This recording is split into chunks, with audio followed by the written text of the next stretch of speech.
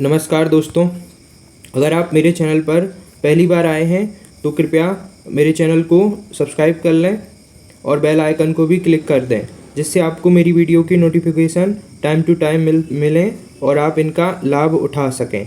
ठीक है मित्रों।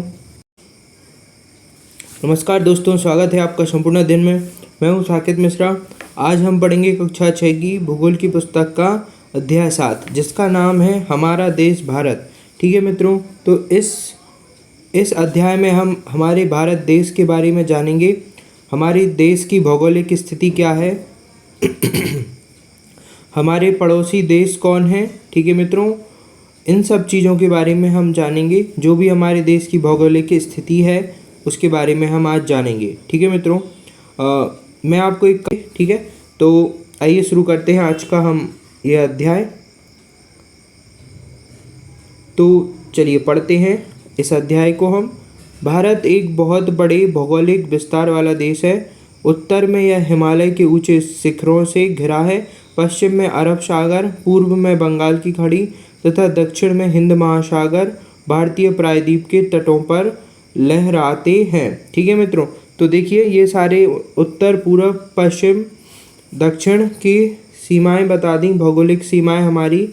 ठीक है, पश्चिम में अरब सागर है, पूर्व में बंगाल की खाड़ी है और दक्षिण में हिंद महासागर है और उत्तर में ऊंचे हिमालय पर्वत शिखर है। ठीक है मित्रों, अब आइए जानते हैं हमारे देश का क्षेत्रफल कितना है। तो हमारे देश का क्षेत्रफल है 32.8 लाख वर्ग किलोमीटर। ठीक है मित्रों, यह हमारे देश का क्षेत्रफल है। उत्तर से लेके दक्षिण तक का विस्तार लगभग 3200 किलोमीटर है। उत्तर में कश्मीर से लेके दक्षिण में कन्याकुमारी तक कितना विस्तार है मित्रों, 3200 किलोमीटर। और पूर्व में अरुणाचल प्रदेश से लेकर पश्चिम में कच्छ तक इसका विस्तार कितना है, 2900 किलोमीटर। ठीक है मित्रों, अब देखिए हमारा देश बहुत सी भौगोलिक विविधताओं के साथ साथ सांस्कृतिक विविधताओं से भी भरा हुआ हमारा देश है। ठीक है मित्रों, हमारे देश में भिन्न भिन्न प्रकार के स्थल रूप मिल जाएंगे। हमारे देश के स्थल रूपों में बहुत भिन्नता है।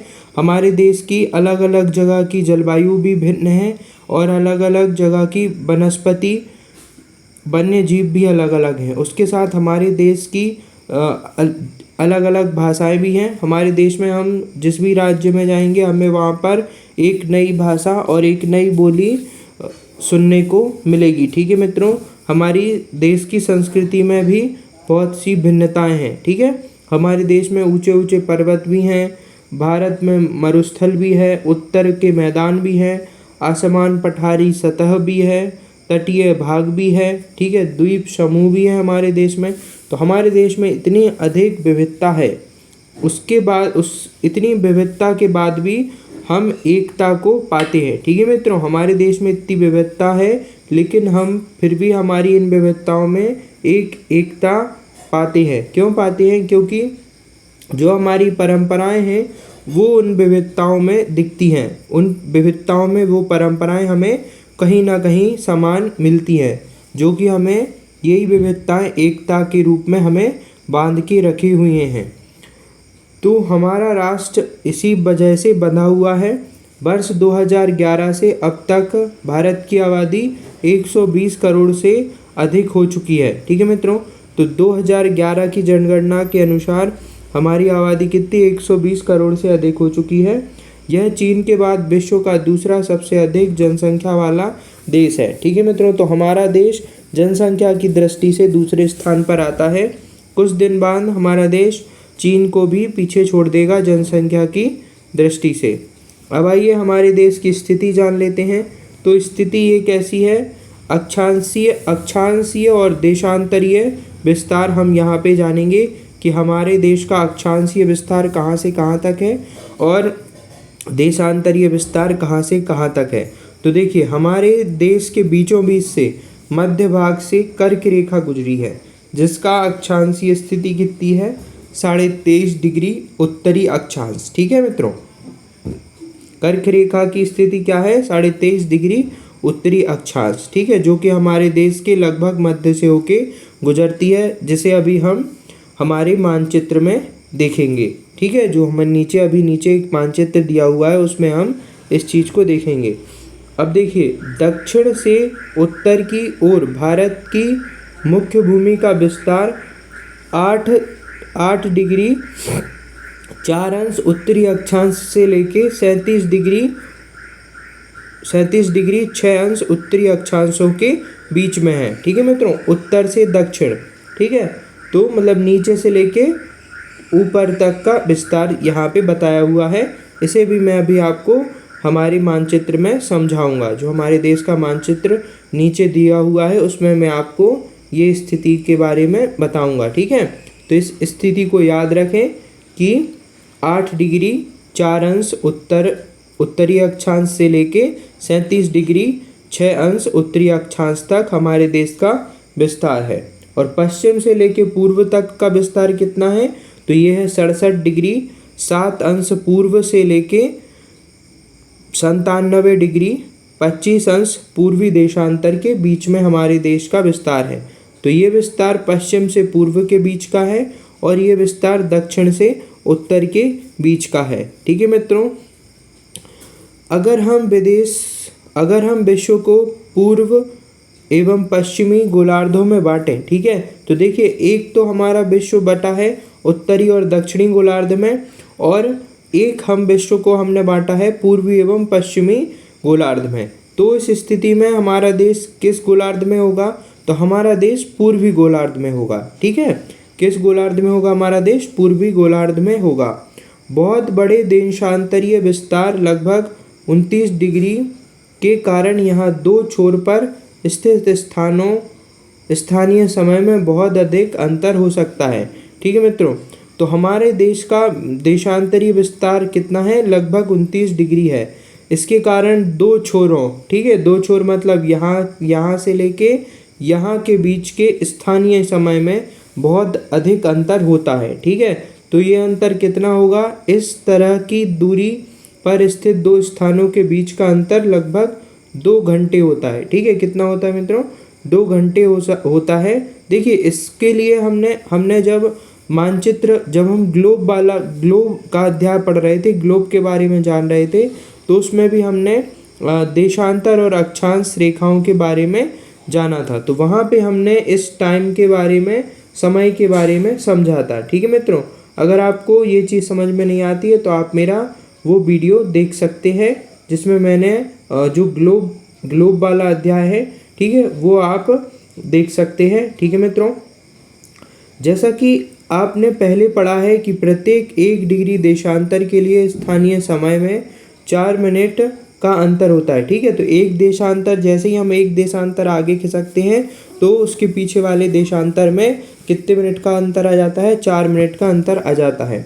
पश्चिम में गुजरात की अपेक्षा पूर्व में अरुणाचल प्रदेश में सूर्योदय लगभग 2 घंटे पहले होता है। ठीक है मित्रों, तो जैसे मान लीजिए अरुणाचल प्रदेश में सुबह 6 बजे सूर्योदय हो रहा है, तो गुजरात में कितने बजे होगा, गुजरात में 8 बजे सूर्योदय होगा। ठीक है, आप पहले पढ़ चुके हैं कि 82 डिग्री 30 अंश पूर्वी देशांतर के स्थानीय समय को भारत का मानक समय माना गया है। ठीक है, तो इसके बारे में भी हम पढ़ चुके हैं कि आखिरकार 82 डिग्री 30 अंश को ही मानक समय क्यों माना गया है।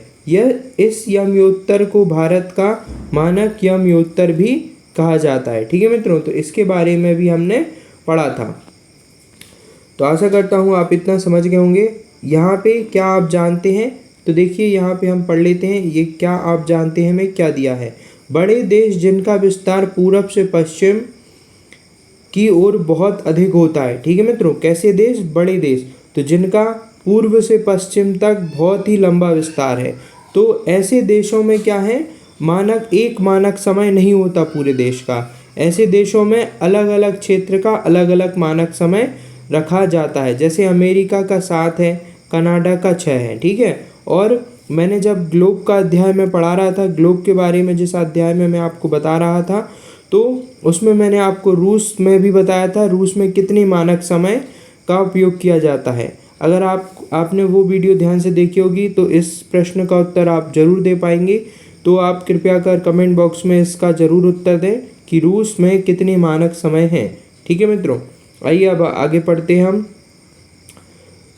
भारत के पड़ोसी देश।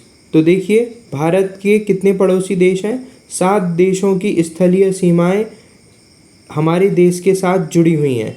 देखिए चित्र 7.1 में इन देशों का नाम का पता लगाइए। तो देखिए ये हमारे, आप देख पा रहे होंगे इसमें ये देश हैं हमारी सीमा को लगते हैं। तो देखिए आइए इन देशों को पढ़ लेते हैं और जान लेते हैं। ठीक है मित्रों, तो देखिए ये चीन हो गया, ठीक है, ये चीन है। फिर उसके बाद नेपाल, फिर भूटान, बांग्लादेश, म्यांमार, पाकिस्तान, अफ़गानिस्तान। ठीक है, तो ये तो हमारे उत्तर और पूर्व के देश हो गए। ठीक है मित्रों, अब हम दक्षिण में जाएंगे तो वहाँ पे हमें कौन कौन से देश मिलेंगे? एक मिलेगा हमें श्रीलंका और एक मिलेगा मालदीव। ठीक है, तो देखिए 7 देश थे, आइए गिन लेते हैं। 1 2 3 4 5 6 7। तो ये स्थलीय सीमा लग रही है। ठीक है मित्रों, स्थलीय सीमा वाले ये 7 देश हैं। नहीं तो वैसे हमारे पड़ोसी देश कितने हैं? एक हो गया श्रीलंका जो कि हमारा पड़ोसी देश है, लेकिन उससे हमारी स्थलीय सीमा नहीं लगती। ठीक है मित्रों, तो ये 7 देश हो गए जिनसे हमारी स्थलीय सीमा लगती है। ठीक है, तो ये स्थलीय सीमा वाले देश हैं।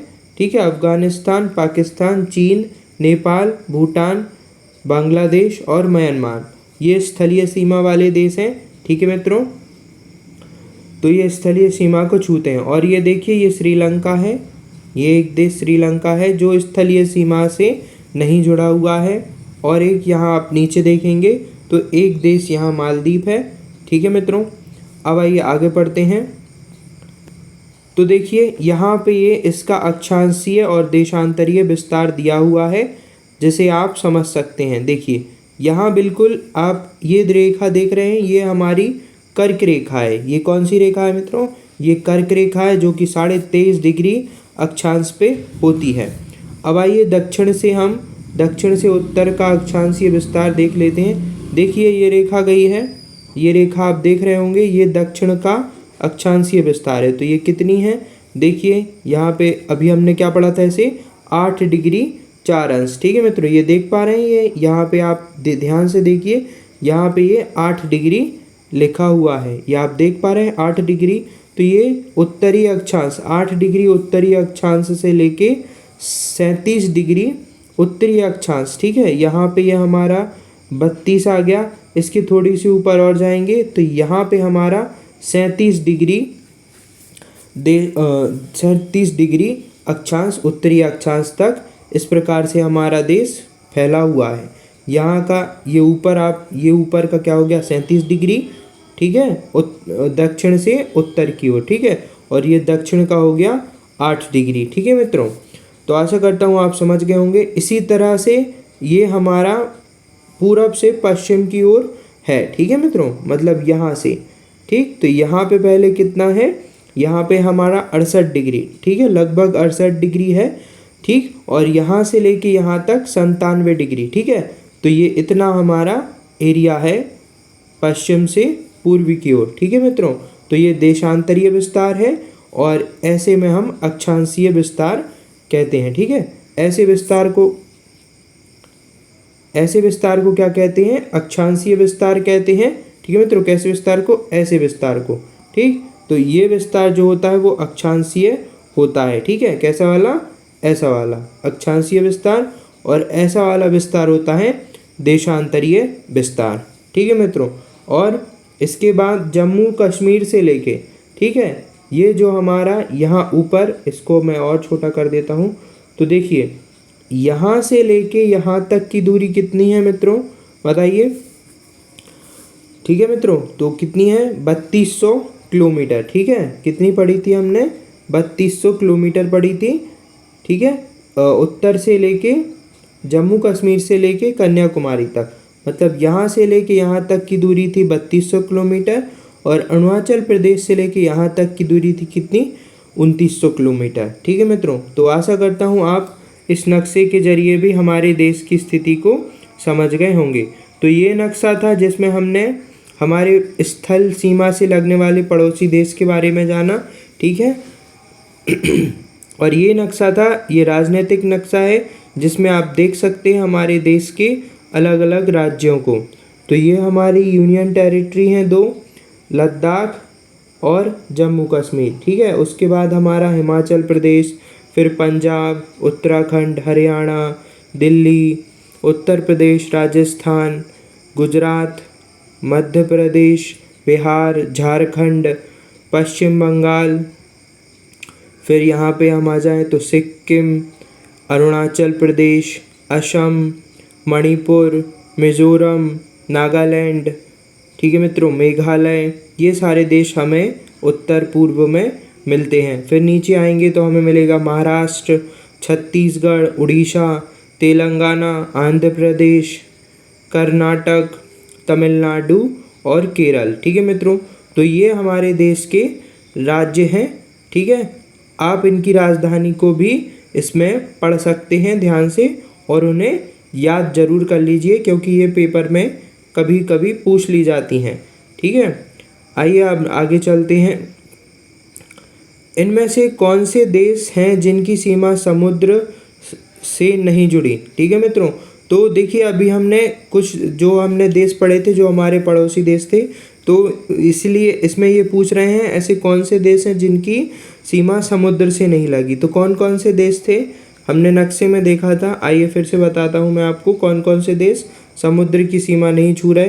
तो देखिए मित्रों कौन कौन से देश हैं, आप देख पा रहे होंगे, अफ़गानिस्तान, नेपाल और भूटान, ठीक है। तो ये जो देश हैं ये समुद्री सीमा इन्हें नहीं लगती। चीन को समुद्री सीमा लगती है, यहाँ पे हमें नहीं दिख रही। जब हम विश्व का नक्शा देखेंगे तो चीन का जो पूर्वी भाग है, ठीक है मित्रों, उत्तर पूर्वी दक्षिण पूर्वी भाग है, जब हम इसके इस तरफ जाएंगे तो इसके पूर्व में, ठीक है मित्रों, चीन के नक्शे में जब हम पूर्व की तरफ जाएंगे और पूर्व से फिर हम नीचे तरफ जाएंगे, ठीक है मित्रों। देखिए पहले पूर्व में जाएंगे फिर नीचे जाएंगे तो फिर हमें वहाँ पे मिलेगा कि चीन की सीमा भी समुद्र से लगती है। तो कौन कौन से देश हैं जिनकी सीमा समुद्र से नहीं लगती, अफ़गानिस्तान हो गया, नेपाल, भूटान, ये 3 देश हैं जिनकी सीमाएं समुद्र को नहीं छूती, ठीक है मित्रों। अब आइए आगे पढ़ते हैं हम। दक्षिण में समुद्र में स्थित 2 द्वीप श्रीलंका, मालदीव हमारे पड़ोसी हैं। पाक जल संधि भारत को श्रीलंका से अलग करती है, ठीक है मित्रों। तो जो पाक जल संधि है वो किसको अलग करती है, भारत और श्रीलंका को अलग करती है। राजनीतिक एवं प्रशासनिक विभाजन, अब हम पढ़ेंगे राजनीतिक और प्रशासनिक विभाजन के बारे में। भारत एक विशाल देश है, ठीक है। जो हमारा भारत देश है एक विशाल देश है, आप जानते ही होंगे। प्रशासनिक क्रियाकलापों के लिए देश को 29 राज्यों एवं 7 केंद्र शासित प्रदेशों में बांटा गया है। तो ये क्यों बांटा गया है, ताकि हमें हमारे देश पे प्रशासन करने में आसानी हो। दिल्ली भारत की राजधानी है। राज्यों का निर्माण मुख्यतः भाषा के आधार पर हुआ है। क्षेत्रफल की दृष्टि से सबसे बड़ा राज्य राजस्थान है और सबसे छोटा राज्य गोवा है, ठीक है मित्रों। राज्यों को जिलों में बांटा गया है। तो ये सारा विभाजन क्यों किया गया है, ताकि हमें हमारे देश पे प्रशासन करने में, हमारे देश की जो भी कानून व्यवस्था है, प्रशासनिक व्यवस्था है, उसे सुचारू ढंग से चलाने के लिए इस प्रकार का विभाजन किया गया है, ताकि हमारा देश सुचारू रूप से चलता रहे और एकजुट रहे, ठीक है मित्रों। कोई भी किसी भी प्रकार के अपराधों को कंट्रोल करने में हमें मदद मिले, इसलिए इस प्रकार का विभाजन किया गया है, ठीक है। ये हमारा भारत का बौद्धिक विभाजन है, जिसमें मैंने अभी आपको बताया था कि उत्तर में हमारा जो देश है वो उत्तर में हमारे देश के क्या है, हिमालय की विशाल पर्वतमालाएं हैं। क्या है मित्रों, तो आप यहाँ पे देख पा रहे होंगे उत्तर में विशाल पर्वतमालाएं ये आपको दिख रही हैं यहाँ पे, ठीक है मित्रों। तो ये जो पूरा क्षेत्र है ये हिमालय का क्षेत्र है, ठीक है मित्रों। आप इसमें अलग अलग नदियाँ भी देख पा रहे होंगे, कौन कौन सी नदियाँ हैं। देखिए ये सारी नदियाँ इधर से यहाँ तिब्बत के पठार से निकलती हैं, ठीक है मित्रों। ये झेलम हो गई, चेनाब, रावी नदी, सतलज, सिंधु नदी, ये सारी नदियाँ कहाँ से निकलती हैं, ये हिमालय से होते हुए ये नदियाँ निकलती हैं तिब्बत के पठार से। ठीक है, ये हो गई ब्रह्मपुत्र नदी, आप इस तरफ देख पा रहे होंगे ये ब्रह्मपुत्र नदी। फिर ये गंगा है, ये यमुना है, ये हमारा पूरा मैदानी क्षेत्र है। कौन सा क्षेत्र मित्रों? ये मैदानी क्षेत्र है, उत्तर का मैदान। ठीक है, जिसके बारे में हमने ऊपर बात की थी। ये पूरा इस तरफ मरुस्थल है। ठीक है, ये भारतीय महामरुस्थल है। यहाँ पे आप अरावली श्रेणी देख पा रहे होंगे। ये चंबल नदी है जो आके जाके यमुना नदी में मिल जाती है। यहाँ आइए फिर अब नीचे चलते हैं। यहाँ पे आप देख पा रहे होंगे ये ब्रह्मपुत्र नदी है पूर्व में। ठीक है, अब आइए नीचे चलते हैं। तो ये हमारी विंध्य पर्वत श्रेणी है, ये सतपुड़ा नदी है और इन दोनों श्रेणियों के बीच में से नर्मदा नदी बह रही है। आप देख पा रहे होंगे ये ताप्ती नदी है। यहाँ ये महानदी है, ये दक्षिण की नदी हो जाती है महानदी। फिर ये गोदावरी है, इसे बूढ़ी गंगा भी बोलते हैं। ठीक है मित्रों, ये दक्कन का पठार है पूरा।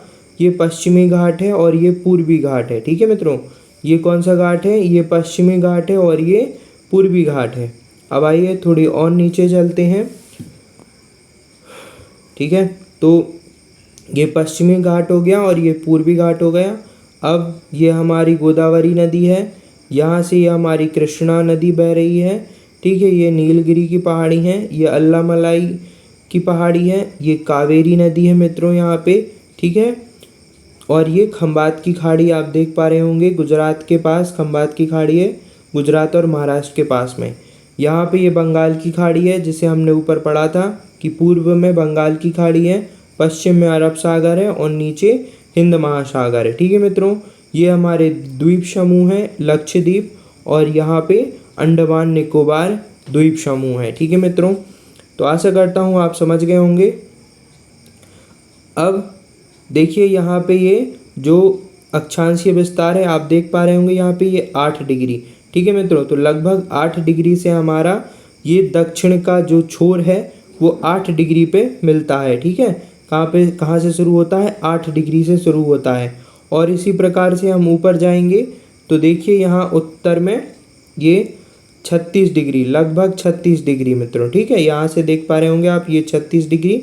हमने ऊपर बिल्कुल एग्जैक्ट इसको पढ़ा था 37 डिग्री और कुछ अंश। ठीक है मित्रों, कुछ अंश पढ़ा था हमने, कुछ अक्षांश। ठीक है मित्रों, अब ये ऐसे में कितना है आप यहाँ पे देख पा रहे होंगे 68। कितना है? 68 डिग्री। ठीक है मित्रों, तो 68 डिग्री से थोड़ी सा और आगे आना पड़ेगा। देखिए यहाँ से ये लगभग 68 डिग्री है। ठीक है, देशांतरीय विस्तार।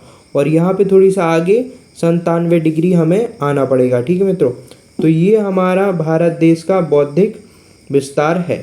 ठीक है, अब बौद्धिक विभाजन देखिए यहाँ पे भी जो चीज़ अभी हमने नक्शे में पढ़ी यहाँ पे वो समझाया गया है। अब देखिए यहाँ पे कुछ पॉइंट दिए हैं, इन्हें हम पढ़ लेते हैं। जलोढ़ निक्षेप। ठीक है, क्या? जलोढ़ निक्षेप। ये नदियों के द्वारा लाई गई बहुत महीन मिट्टी होती है। तो जड़ोल क्या होती है? जड़ोल मिट्टी के बारे में भी हम पढ़ेंगे। तो जड़ोल मिट्टी क्या होती है? ये नदियों के द्वारा लाई गई बहुत महीन मिट्टी होती है तथा नदी बेसिन में निक्षेपित कर दी जाती है। ठीक है मित्रों, तो जड़ोल मिट्टी क्या होती है? नदियों द्वारा बहाकर लाई जाती है और कहाँ? बेसिन मतलब कि मैदानी क्षेत्र में निक्षेपित कर दी जाती है। ठीक है, सहायक नदियाँ क्या होती हैं?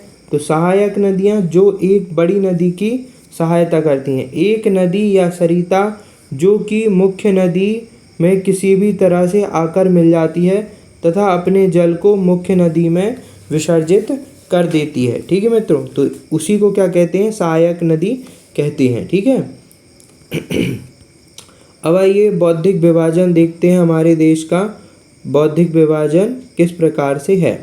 तो भारत में पाई जाने वाली बौद्धिक आकृतियाँ भिन्न प्रकार की हैं। ठीक है, तो जो हमारे देश में बौद्धिक आकृतियाँ पाई जाती हैं वो विभिन्न प्रकार की हैं, जैसे पर्वत, पठार, मैदान, तट, द्वीप समूह। उत्तर में बर्फ से ढका हिमालय संतरी का कार्य करता है। ठीक है, उत्तर में जो बर्फ से ढका हिमालय है वो किसका कार्य करता है? संतरी का कार्य करता है। हिमधन आलय का मतलब होता है बर्फ का घर। ठीक है, हिमधन आलय का क्या अर्थ होता है? बर्फ का घर। हिम मतलब हो गया बर्फ और आलय मतलब हो गया घर। ठीक है मित्रों, हिमालय पर्वत को 3 प्रमुख समानांतर श्रृंखलाओं में बांटा जाता है। सबसे ऊपर में स्थित श्रृंखला को बृहद हिमालय कहते हैं। ठीक है मित्रों, तो जो हमारा ऐसा हिमालय गया है, आप नक्शे में देखेंगे कुछ इस प्रकार से हमारा हिमालय है। तो ये जो ऊपर वाला हिमालय है उसे बृहद हिमालय या हिमाद्री कहते हैं। इस श्रृंखला की सबसे ऊंची शिखर, इस श्रृंखला का सबसे ऊंचा शिखर क्या है?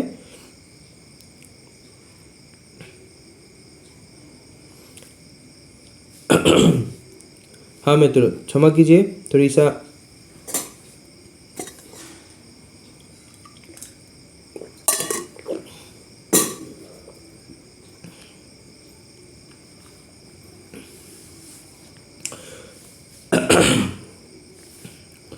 तो सबसे उत्तर में स्थित श्रृंखला को बृहद हिमालय कहते हैं। ठीक है मित्रों, तो जो हमारा हिमालय उसे 3 प्रमुख समानांतर श्रृंखलाओं में बांटा गया है।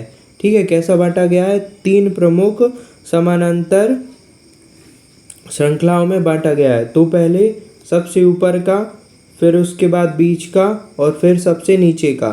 ठीक है, तो जो सबसे ऊपर का है उसे बृहद हिमालय या हिमाद्री कहते हैं। अब इसी बृहद हिमालय या हिमाद्री में विश्व की सबसे ऊंचा शिखर है। ठीक है, इसी श्रृंखला में क्या है? विश्व की सबसे ऊंचा शिखर स्थित है। फिर मध्य हिमालय या हिमाचल हिमाद्री के दक्षिण में स्थित है।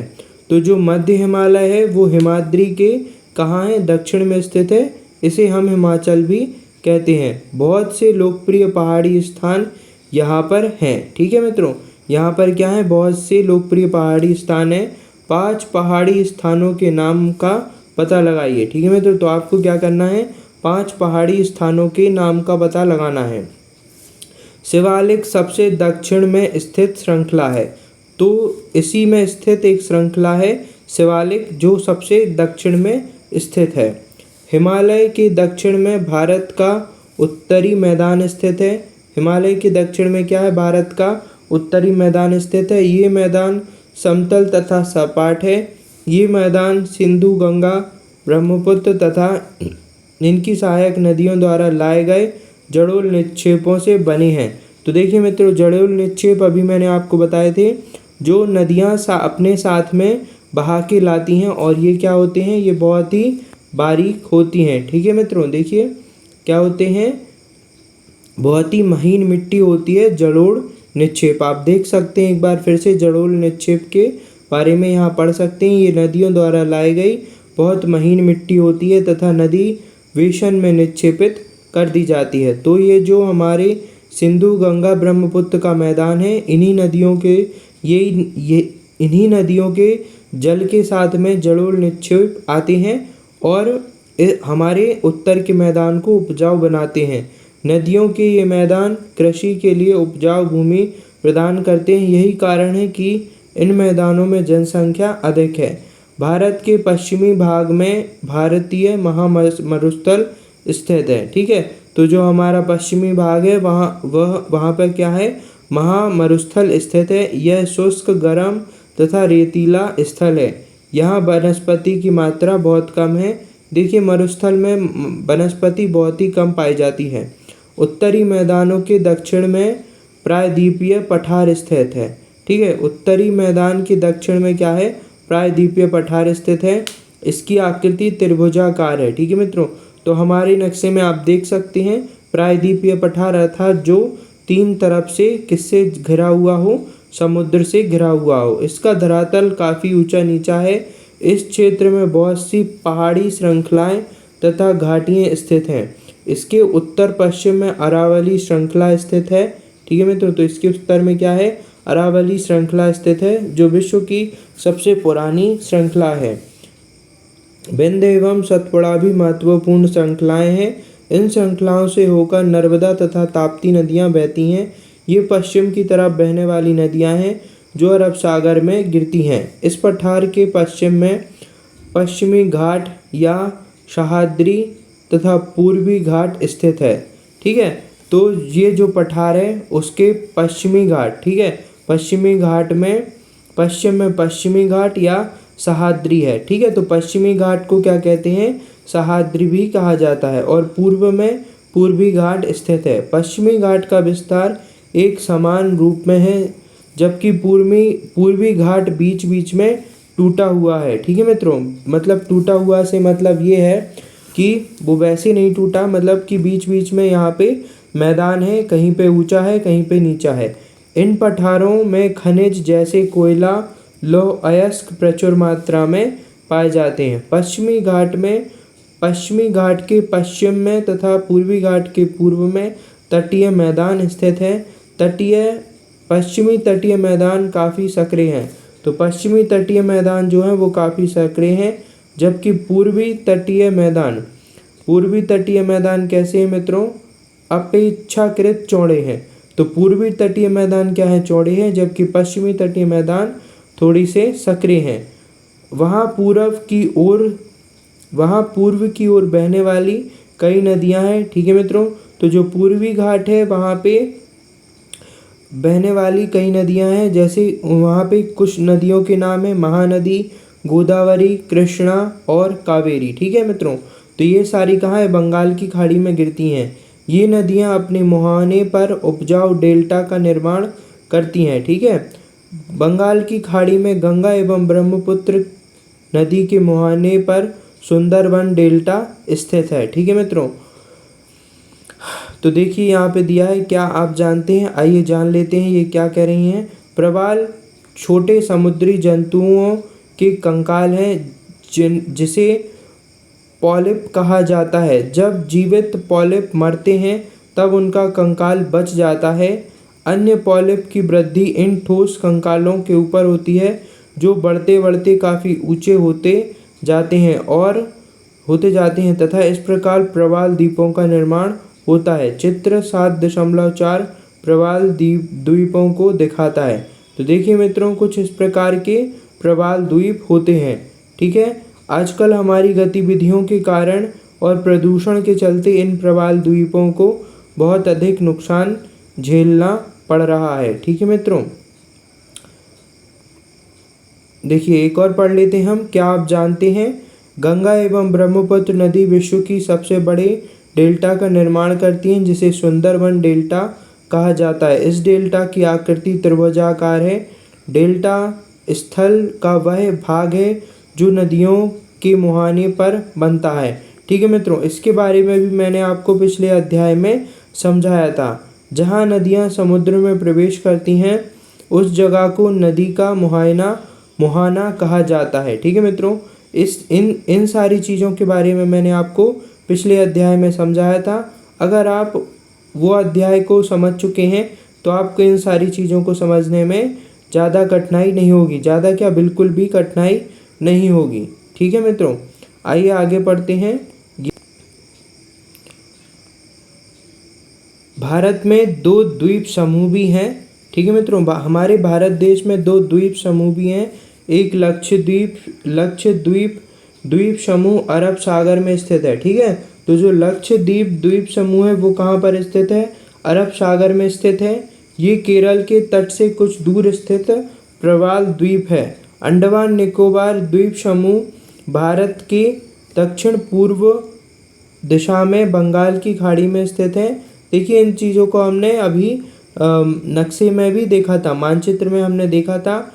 क्या आप जानते हैं कौन से द्वीप समूह में वर्ष 2004 सुनामी से प्रभावित हुआ था। समाचार पत्रों तथा लोगों से बातचीत के जरिए जानकारी प्राप्त कीजिए कि जब सुनामी भारतीय तट से टकराई थी तो किस प्रकार लोगों को अलग अलग तरीके से इस चुनौती का सामना किया था। ठीक है मित्रों, किस प्रकार से लोगों ने अलग अलग तरीके से इस चुनौती का सामना किया था। सुनामी एक विशाल सागरीय तरंग है जो समुद्र तल पर भूकंप के कारण उत्पन्न होती है। ठीक है मित्रों, तो इस प्रकार से हमारा अध्याय पूरा होता है।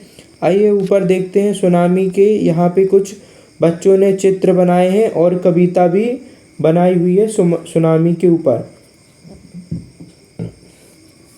तो ये चित्र देखिए मित्रों, ये हमारा सुनामी पे ये चित्र बनाया हुआ है, किसने बनाया हुआ है मित्रों? देखिए इसका ऊपर नाम भी दिया हुआ है, वेदनाथ सेवेन ने ये वाला चित्र बनाया हुआ है सुनामी पे। ठीक है मित्रों, किस पे बनाया हुआ है मित्रों? ये सुनामी पे बनाया गया चित्र है। ये किसने बनाया है? और ये बनाया है हमारा वेदनाथ सेवेन ने। ठीक है, और ये पंखुड़ी विद्या ने इस सुनामी पे कुछ कविता लिखी हुई है।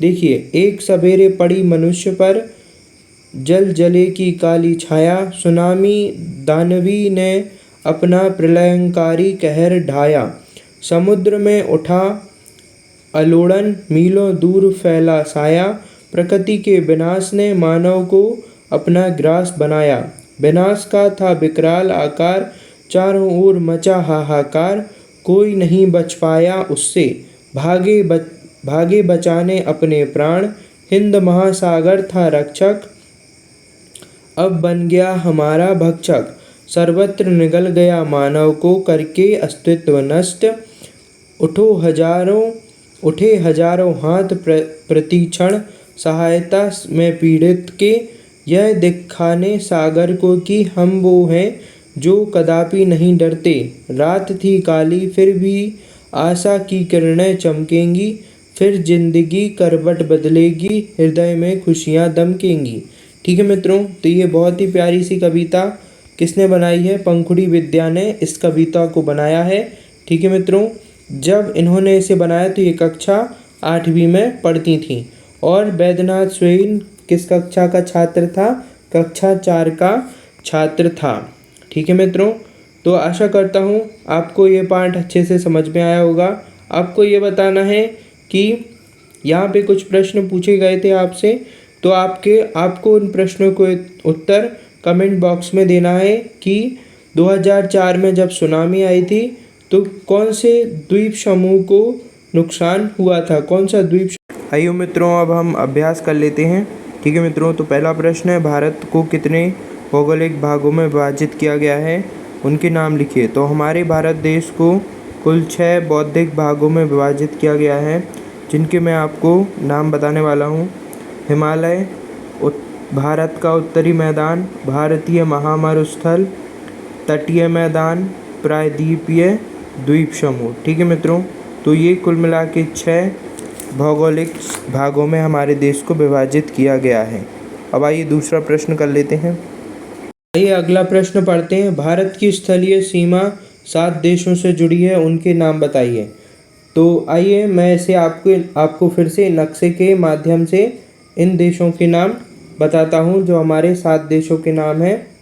ठीक है, तो देखिए यहाँ पे ये हमारे वो 7 देश जो कि हमारी स्थल सीमा से जुड़े हुए हैं। कौन कौन से हैं? अफ़गानिस्तान, पाकिस्तान, चीन, नेपाल, भूटान, बांग्लादेश और म्यांमार। ठीक है मित्रों, तो ये कुल मिला के हमारे 7 देश हो गए जो हमारी स्थलीय सीमा को छूते हैं। कौन कौन से?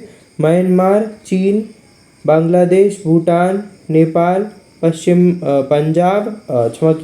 पाकिस्तान और अफ़गानिस्तान। ठीक है मित्रों, धोखे से थोड़ी सा फंबल हो गया मित्रों। ठीक है, तो एक बार फिर से मैं बता देता हूँ। अफ़गानिस्तान, पाकिस्तान, चीन, नेपाल, भूटान, बांग्लादेश और म्यांमार। तो ये कुल 7 देश हैं जो हमारी स्थलीय सीमा को छूते हैं। अब आइए अगला प्रश्न देख लेते हैं।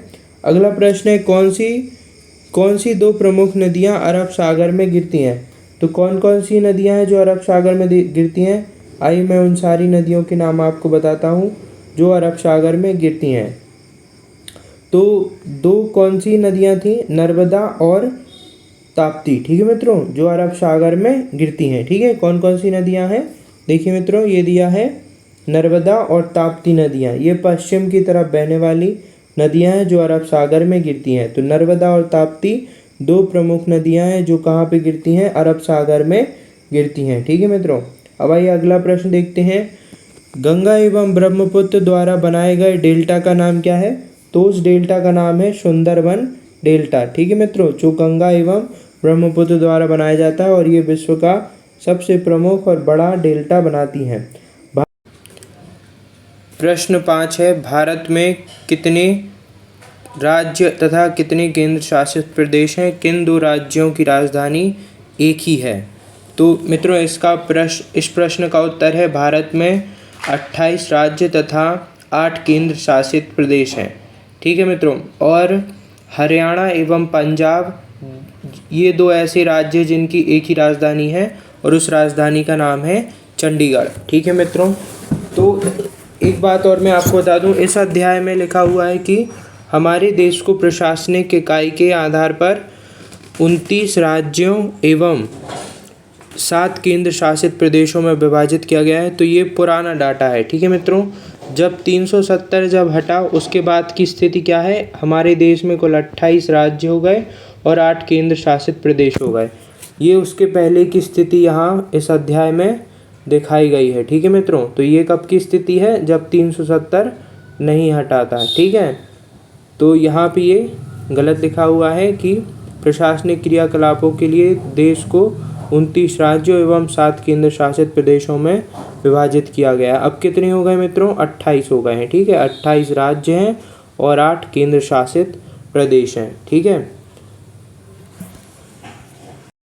उत्तरी मैदान में अधिक जनसंख्या क्यों निवास करती है? तो देखिए मित्रों, क्यों निवास करती है, क्योंकि यहाँ पे गंगा और ब्रह्मपुत्र और भी बहुत सी नदियाँ हैं, सिंधु नदी, इन सारी नदियों के द्वारा क्या होता है, ये सारी नदियाँ जब बरसात के समय में अपने साथ जलोढ़ निक्षेप साथ में लेके आती हैं, जो कि एक बहुत ही महीन मिट्टी होती है जिसमें खेती करना बहुत ही अच्छा होता है। उसमें ये मिट्टी बहुत उपजाऊ होती है जो खेती के लिए बहुत ही उपयोगी है।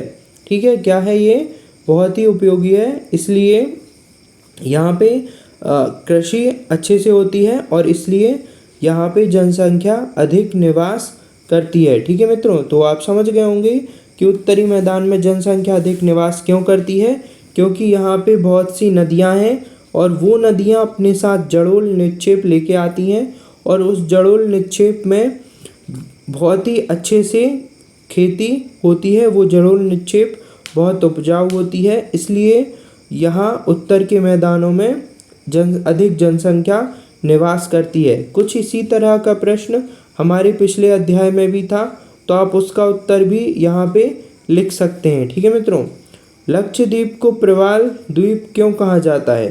तो देखिए मित्रों, उसे प्रवाल द्वीप क्यों कहा जाता है, क्योंकि वो प्रवाल कंकालों से मिलके बना हुआ है। ठीक है मित्रों, क्या बना हुआ है, प्रवाल कंकालों से मिलके बना हुआ है। देखिए मैं आपको बताता हूँ, देखिए ये है प्रवाल, तो उसे क्यों कहा जाता है, उसका उत्तर ये दिया हुआ है, प्रवाल छोटे समुद्री जंतुओं के कंकाल हैं। ठीक है, जिसे पॉलिप कहा जाता है। जब जीवित पॉलिप मर जाते हैं तो उनका कंकाल बच जाता है। ठीक है, अब अन्य पॉलिप की वृद्धि इन ठोस कंकालों के ऊपर होती है जो बढ़ते बढ़ते काफ़ी ऊंचे हो जाते हैं और इस तरह प्रवाल द्वीपों का निर्माण होता है। ठीक है मित्रों, तो इसलिए हमारे जो लक्षद्वीप हैं उसे क्या कहा जाता है, प्रवाल द्वीप कहते हैं। ठीक है मित्रों, क्या कहते हैं उसे, प्रवाल द्वीप कहते हैं लक्षद्वीप को। अब हिमालय के सबसे दक्षिणी भाग को क्या कहा जाता है? तो सबसे दक्षिणी भाग को शिवालिक कहते हैं। ठीक है मित्रों, क्या कहते हैं, सबसे दक्षिणी भाग को शिवालिक कहा जाता है। सह्याद्री को अन्य किस नाम से जाना जाता है? तो सह्याद्री को पश्चिमी घाट के नाम से जाना जाता है। पाक जल संधि किन दो देशों को अलग करती है? तो भारत और श्रीलंका को पाक जल संधि अलग करती है। ठीक है मित्रों, अब आइए अगला प्रश्न है, अरब सागर में स्थित भारतीय द्वीप समूह कौन सा है? अगर आपने नक्शे को ध्यान से देखा होगा तो आप समझ जाएंगे कौन सा है, लक्षद्वीप। ठीक है, भारत की सबसे पुरानी पर्वत श्रृंखला कौन सी है? अरावली। ठीक है, कौन सी है मित्रों? अरावली। अब आइए खालिस्तान बल लेते हैं, भारत का क्षेत्रफल कितना है? अगर आपको याद है तो ध्यान से आप बता सकते हैं, अगर याद नहीं है तो मैं आपको बता देता हूँ, 32.8 लाख वर्ग किलोमीटर। ठीक है मित्रों, जो कि हमने शुरू में ही पढ़ा था। देखिए मैं आपको फिर से दिखा देता हूँ, देखिए मित्रों 32.8 लाख वर्ग किलोमीटर हमारे देश का क्षेत्रफल है। ठीक है मित्रों, अब आइए हम अगला खालिस्तान देखते हैं। हाँ, महान हिमालय को खालिस्तान के नाम से जाना जाता है? तो किसके नाम से जाना जाता है? हिमाद्री के नाम से भी जाना जाता है। क्षेत्रफल की दृष्टि से भारत का सबसे बड़ा राज्य कौन सा है? राजस्थान। ठीक है मित्रों, क्षेत्रफल की दृष्टि से भारत का सबसे बड़ा राज्य कौन सा है? राजस्थान। नर्मदा नदी अरब सागर में गिरती है। ठीक है, कौन से सागर में गिरती है मित्रों? अरब सागर में गिरती है। फिर पांचवा है, खालिस्तान भारत के लगभग मध्य से होकर गुजरने वाली अक्षांश रेखा है। तो कर्क। ठीक है मित्रों, जो कर्क रेखा है वो भारत के लगभग मध्य भाग से होकर गुजरने वाली अक्षांश रेखा है। ठीक है मित्रों, तो अब नीचे दिया हुआ है मानचित्र कार्य, आपको इसे मानचित्र लेके उस मानचित्र पर दर्शाना है। ठीक है मित्रों, तो आपको मानचित्र पे कर्क रेखा, फिर उसके बाद भारत का मानक यमुनोत्तर, फिर जिस राज्य में आप निवास करते हैं अंडमान द्वीप समूह तथा लक्षद्वीप समूह दर्शाना है, और पूर्वी घाट और पश्चिमी घाट भी हमें उस पे मानचित्र पे दर्शाना है। ठीक है मित्रों, तो आप एक मानचित्र लीजिए और ऊपर जो मानचित्र दिया हुआ है पहले से, उसमें से देख के आप इस मानचित्र को आसानी से भर सकते हैं। ठीक है मित्रों, तो ये था आज का हमारा पाठ अध्याय। ठीक है, तो आशा करता हूँ आपको ये अध्याय अच्छे से समझ में आ गया होगा। आपने बहुत सी जानकारी प्राप्त की होगी इससे। ठीक है मित्रों, तो इस अध्याय में हमने हमारे भारत देश के भौगोलिक क्षेत्र के बारे में जाना। ठीक है, जो कि एक आधारभूत जानकारी थी। अभी इस अध्याय में बहुत ही कम थोड़ी सी जानकारी ही दी हुई है। आगे के पाठों में हम हमारे भारत देश के बारे में, जो भौगोलिक क्षेत्र है उसके बारे में और भी अच्छे से जानेंगे। ठीक है मित्रों, तो ये था आज का हमारा पाठ। तो मिलते हैं अगली वीडियो में। ठीक है मित्रों, जय भारत।